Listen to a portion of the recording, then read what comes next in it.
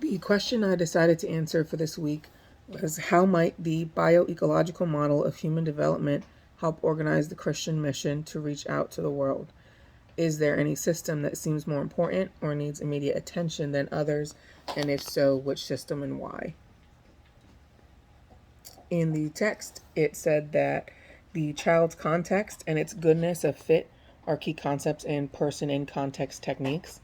And the ecological systems theory, formerly known as the bioecological theory, which was said by Bronfenbrenner's and Morris in 2006, he saw the development context as a collection of stacked structures similar to nested Russian wooden dolls. And he proposed 4 levels of context that have an impact on kids, from the closest level, which is an instant face-to-face connection, to the farthest level, which is a set of very broad cultural beliefs. He created links between psychology and these fields by incorporating sociology, anthropology, economics, and political science, and that was said in Miller in 2016. As parents and kids become older, schools start using more testing, the economy waxes and wanes, and the population and its belief system diversity changes, and these 4 levels shift over time. And additionally, modifications on one level affect all the others. And Bronfenbrenner placed emphasis on the mechanisms through which the child and context interact frequently and directly. And these procedures serve as developmental engines. And that was said on page 825 of Miller in 2016. And the specific processes that take place during these interactions between a kid and other people or objects depend on both the child's environment and the temperament, abilities, knowledge, and experiences of the developing person. Every child has biological potential, and the expression of which depends on the developmental settings. And together, those forces interact to produce both stability and change in children, as well as in the environment at different levels, which was also said in Miller in 2016. So the model that Bronfenbrenner had created helps organize the Christian mission by incorporating Christian values into each layer. And it's proven that it is easier to teach people when they are at a younger age, and the same is true for belief systems. So his layers go through the different systems of development as kids get older. And if children have access to the teachings of the Bible at a younger age, then they could have a better chance of learning biblical principles and staying with them as they get older. So the first layer is the microsystem, and it's described as a pattern of activities, roles, and interpersonal relations experienced by the developing person in a given face-to-face setting. And the settings include physical and material features, and other people with temperaments, personalities, and systems of beliefs.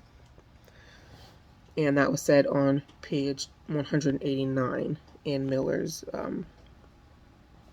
the Miller text for 2016. So for Christianity in this stage, as children go out into the world, such as school and other social places, they will undoubtedly meet others who do not share the same beliefs and have different, worldviews than them. And I believe that this is a chance to learn humility, acceptance, and love for those who are different from them. And teaching young Christians how to share their worldview and beliefs with others of different views while being respectful and, not trying to bash anybody else's belief system just is important. And especially today with so many different beliefs shared by different people, especially the younger generation now, who are all very, eager to share what they think and their thought processes and things like that. Offending someone who thinks differently is not going to win anyone over, and they're not going to want to listen to the message that we have to share if the message is being shared in an offensive way. When I was in youth ministry, we were taught the basics of all of the different main religions at the time. So, like Buddhism, and why is that the only one I can think of right now? But different religions we were taught the basics of, so that we had a better understanding of what other people might believe. So we had a better understanding of how we can share our faith with them without being offensive or without, offending them in some way towards their religion, so that they'd be more open to actually listening to what we had to say. In school, when I was young, I remember being asked by a classmate if I wanted to participate in the Day of Silence to support it was only called LGB at that time, but in school we called it the Gay Straight Alliance. And I did politely decline to participate because I didn't support homosexuality, and I don't support homosexuality necessarily. And they respected that because I wasn't rude. I wasn't judgmental about it. I've never been rude or anything to any of the other students that were in my classes that I knew were gay or homosexual or had different beliefs than me. We just didn't really conversate about it often because they already knew what I thought and I already knew what they thought, and we just agreed to disagree, pretty much. But to help children as they go through this process, there should be options to host faith-based events in school, I believe, whether as an after-school club or Bible study during lunch hour or something like that, not necessarily in class hosted by the teacher, because I know that's not something that's allowed. And due to public schools not being able to mention anything about really Christian religion outside of like a textbook version of Christian religion, but they are and often do mention, other types of worldviews. Whether consciously or unconsciously, it belittles Christian beliefs, in my opinion. And I believe this is the most important layer because it helps a child learn to be more loving and accepting of others regardless of their differences.